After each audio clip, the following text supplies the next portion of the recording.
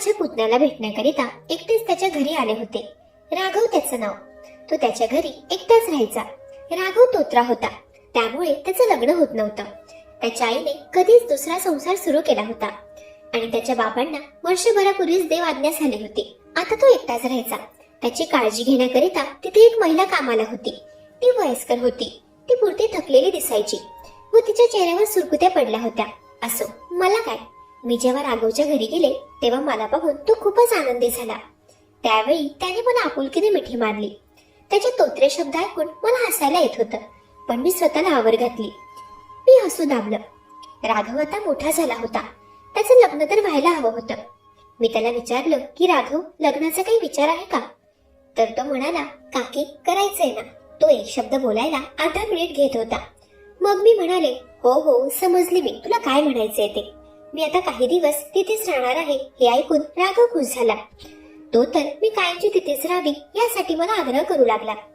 राघवचं घर एखाद्या form house पेक्षा कमी नव्हतं. तिथे स्विमिंग पूल पासून बाकी सगळ्या सुविधा होत्या. घरात चक्क 5 खोल्या होत्या. त्या दिवशी मी कामवाल्या कमला मावशीला घरातील बाकी सगळे काम करायला सांगितलेत आणि स्वयंपाकाची जबाबदारी मी घेतली. माझ्या हातचं जेवण जेवून राघव खूप खुश झाला होता. तो म्हणाला, काकी आज असं वाटतंय की मी अमृत जेवतोय. राघव जेव्हा बोलत होता तेव्हा कमला मावशी तिथे जवळच काम करत होत्या. त्यांनी त्याचं बोलणं ऐकलं आणि त्यांचा तर चेहराच उतरला, पण त्या काही बोलल्या नाही. माझा तो दिवस आनंदातच गेला होता. राघवच्या चेहऱ्यावर मला फार आनंद दिसत होता. बघता बघता अशीच पुढची 4 दिवसही उलटली आणि 4 दिवसांनंतर राघवने मला जो प्रश्न केला तो मला अपेक्षित नव्हता. मला वाटलं होतं की राघव एवढा हुशार नाहीये, पण मी समजत होते तेवढाही तो साधा भोळा नव्हता. त्या दिवशी सकाळी नाश्त्याच्या टेबलवरच राघवने मला विचारलं की काकी, काय ग, तुला इथे येऊन 4 दिवस झाले, पण मी एकदाही तुला काकांशी फोनवर बोलताना पाहिलं नाही. तू काकांशी बोलत नाहीये का? काकांचा तुला फोन येत नाही का? काही झालंय का तुमच्या दोघांमध्ये? त्याचा प्रश्न ऐकून मी थोडा वेळ गप्प राहिले, कारण त्याला काय उत्तर द्यावं ते मला समजत नव्हतं. मला शांत पाहून तो पुन्हा म्हणाला, काकी काही झालंय का?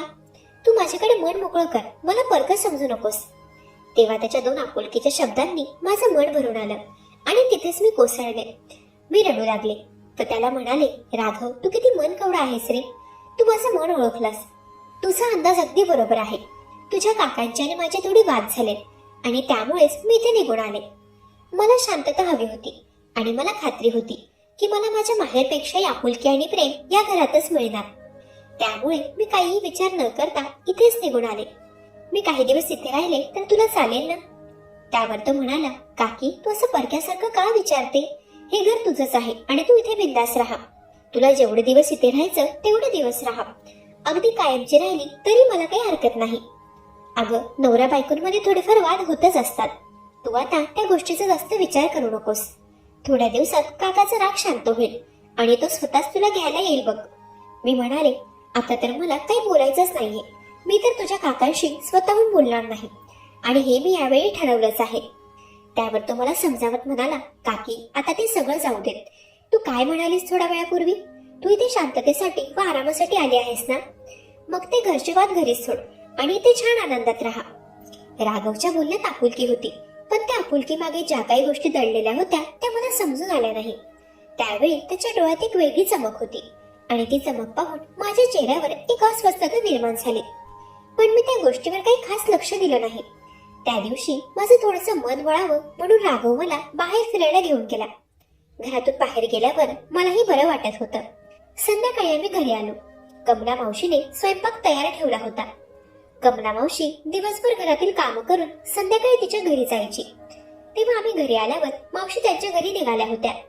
ज्या दिवसापासून राघवला समजलं होतं की त्याच्या काकांचे व माझे 2-2 शब्द झाले आहेत, तेव्हापासून तो माझी काळजी घेऊ लागला होता.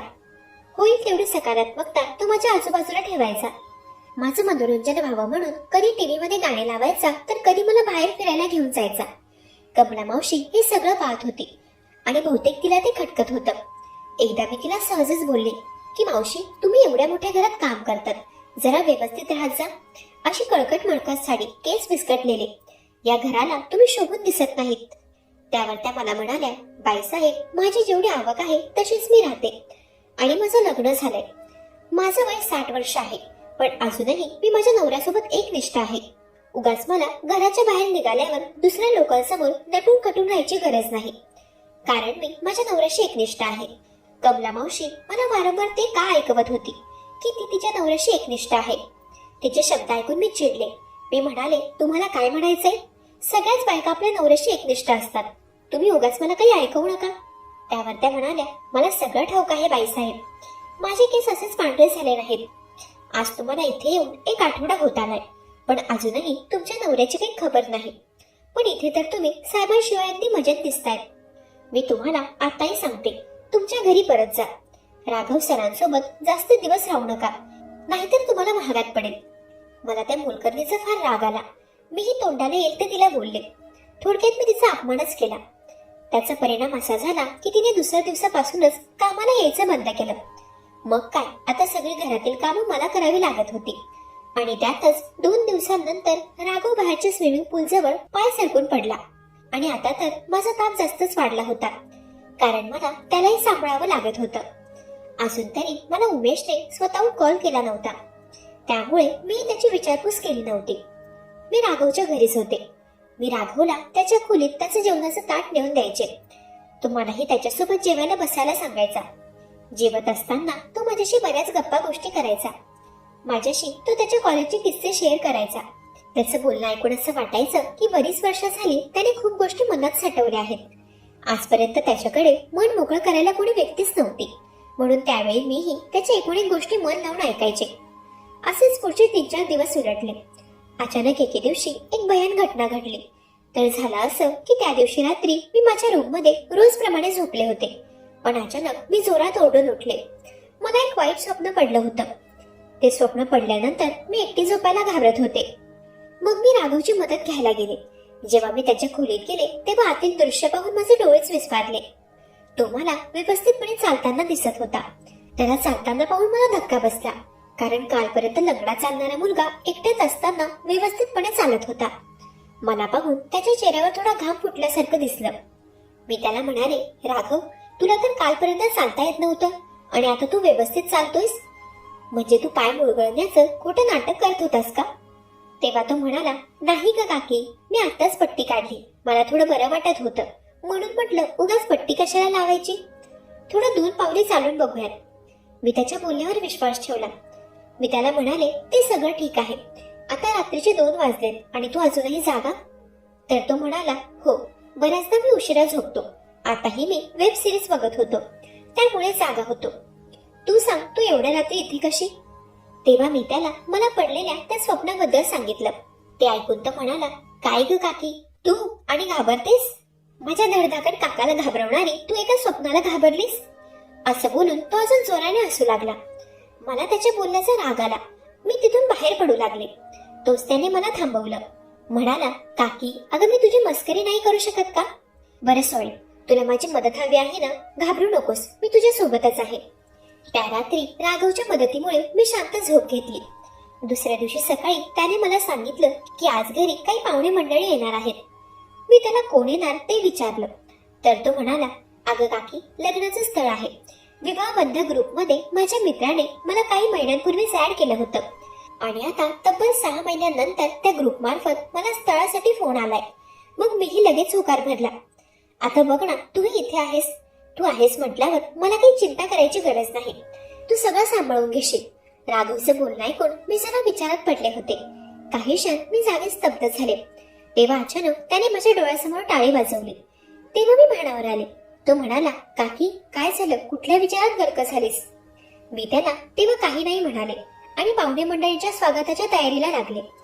पुढच्या 2 तासातच पाहुणे मंडळी राघवच्या घरात होते. मुलगी दिसायला तशी ठीक होती, पण मला ती आवडली नाही. राघव तिच्याशी बोलत होता. बहुतेक त्यालाही ते स्थळ आवडलं होतं.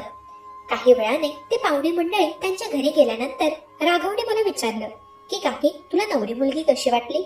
मी म्हणाले, नवरी मुलगी? अच्छा, म्हणजे तुला ती पसंत आहे? तर तो म्हणाला, अगं काकी, मी सहज बोलून गेलो, तू सांग ना, तुला मुलगी कशी वाटली? मी म्हणाले, खरं सांगू, मला तुला नाराज करू वाटत नाहीये, पण मी तुझं आयुष्यही बर्बाद होताना बघू शकत नाही. माझं बोलणं ऐकून तो गंभीर झाला. म्हणाला, काकी, काय झालंय, जरा मला सांगशील का?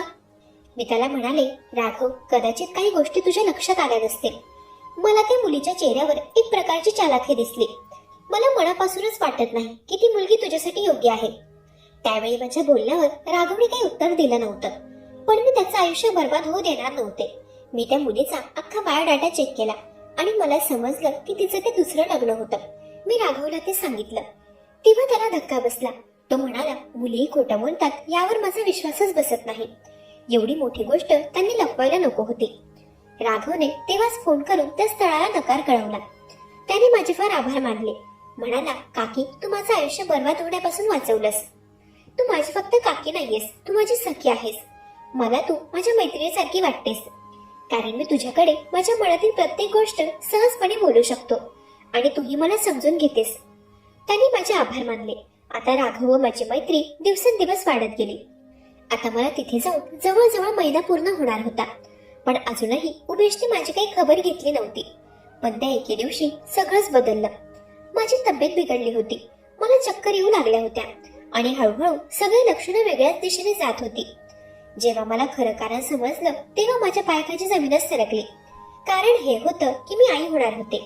त्या दिवशी मी फार रडत होते. राघव तेव्हा घरी नव्हता आणि त्याच वेळी कमला मावशी घरी आली होती. मला रडताना पाहून मावशीने माझी विचारपूस केली. मी रडतच मावशीला सांगितलं की मावशी, मी आई होणार आहे. तर त्या म्हणाल्या, बाईसाहेब, ही तर आनंदाची गोष्ट आहे आणि तुम्ही रडत आहात. तेव्हा मी मावशीला जे काही सांगितलं ते ऐकून त्याही शॉक झाल्या. म्हणाल्या, नाही, मला तर विश्वास बसत नाही. हो मावशी, हेच खरं आहे. मी वारंवार तेच बोलत होते. दिवसभर मी एकटीच विचारात बसले होते. संध्याकाळपर्यंत उमेशही तिथे पोहोचला. मी तर त्याला फोन लावला नव्हता. मग तो तिथे कसा आला? उमेश तिथे येताच कमला मावशी तिथे हजर झाली. उमेश कमला मावशीला म्हणाला, मावशी, धन्यवाद तुम्ही मला इथे बोलावल्याबद्दल. तुम्ही जर मला कळवलं नसतं तर माझ्या बायकोची गोड बातमी मला कळलीच नसती. उमेशला खूप मोठा गैरसमज झाला होता. मी काही बोलण्याआधी त्याने राघवला तिथे बोलावलं. राघव खाली मान घालून त्याच्या खोलीतून बाहेर आला.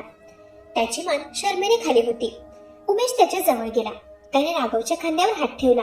तो म्हणाला, राघव, तुला अजिबात लाजायची गरज नाही. तू काही चुकीचं केलं नाहीयेस. कोणाच्याही बोलण्यावर विश्वास ठेवू नकोस. तेव्हा मी उमेशवर चिडले. म्हणाले, उमेश, तू हे काय बोलतोयस? या मावशीने तुला काय सांगितलंय? मी पुढे अजून काही बोलणार तोवर उमेशने मला शांत केलं. तो म्हणाला, गायत्री, आता शांत राहा.